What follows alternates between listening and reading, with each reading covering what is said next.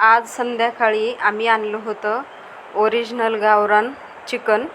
तर त्यामध्ये अंडेसुद्धा निघाले होते. यावरूनच लक्षात येते की ते ओरिजिनल आहे. नाहीतर बरेच जण याच्यामध्ये फसतात, ओरिजिनल सांगतात आणि पाथर्डी किंवा बरेच असे प्रकार आहेत चिकनमध्ये ते निघालेले, पण हे ओरिजिनलच होतं.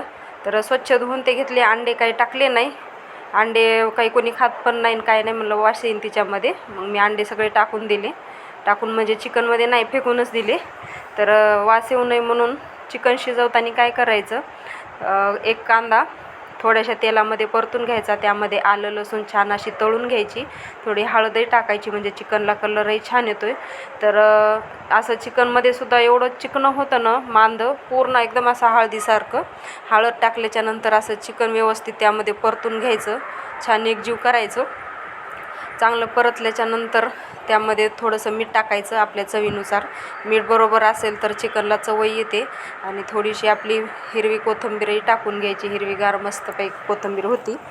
तर असं छान व्यवस्थित परतून घ्यायचं चांगलं, त्याला पाणी सुटेपर्यंत. आणि एकीकडे मी नाही का गरम पाणी केलेलं होतं. गरम पाणी टाकलेलं चांगले, कारण की चिकन पण शिजते. आणि गावरान असल्यामुळे ते काय होते, असं पातेल्यात काही शिजत नाही, तर त्याला कुकरच लावणं लागते. तर मी 5-6 शिट्ट्या करून घेतल्या कुकरच्या आणि तशीच वाफ ठेवायची, कारण की चिकन आरामशीर शिजते. आणि एकीकडे मी मस्त असा कांदा, खोबरं आणि थोडेसे आपले गरम मसाले छान असं काळं, म्हणजे जास्त काळं पण नाही करायचं.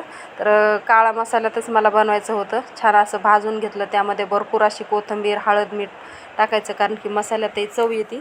आणि असं सगळं भाजल्याच्यानंतर सगळं एकजीव करून फिरून घ्यायचं. आता ते 2-3 भाज्यांचा मसाला आहे. तर बाहेर वातावरणही खूप छान झालेलं होतं. छान असा हलकासा थोडा पाऊस पडलेला होता. तर पूर्ण चहासारखं समोर आमच्या रोडला झालेलं होतं.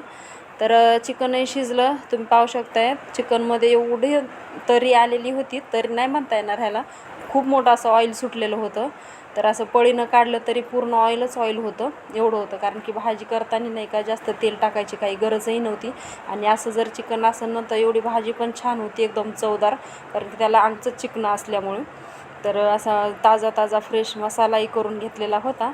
तर एवढ्या मसाल्यात माझ्या 2-3 भाज्या होतात. तर मी एवढा काही मसाला टाकलेला नव्हता, मुद्दा म्हणून जास्तीचा केलेला होता, कारण की नंतरच्या पण भाज्याला होते. छान असा थोडा वेळ मसाला तेलामध्ये परतला ना, त्यामध्ये आपला घरगुती काळा मसालाही टाकून घ्यायचा. तर मी थोडंसं तिखटच केलेलं होतं, कारण की चिकनची भाजी नाही का अशी मोचूळ चांगली लागत नाही, अशी थोडी झणझणीतच छान वाटते.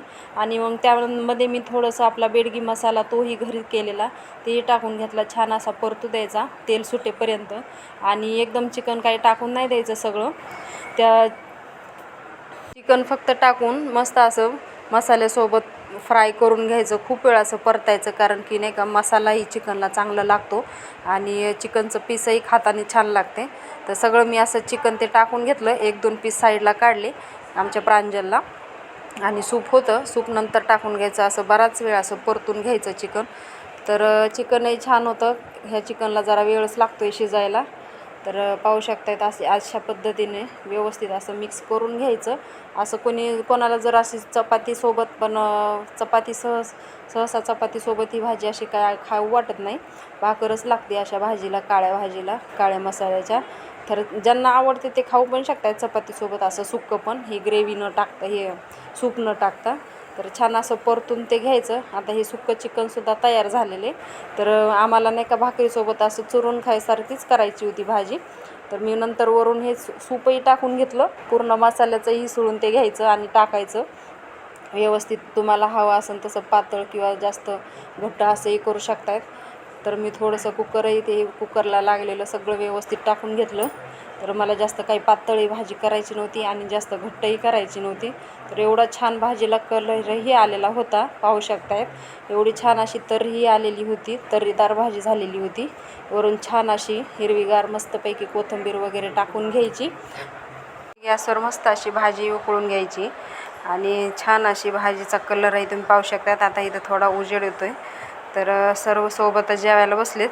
आमच्या प्रांजल म्हणती मला चिकनचं एक लेग पीस खायचं. ती तर काही चिकन खात पण नाही आणि म्हणते तिखट भाजी. मग काही खाल्लं नाही. तर व्हिडिओ आवडल्यास नक्की लाईक करा.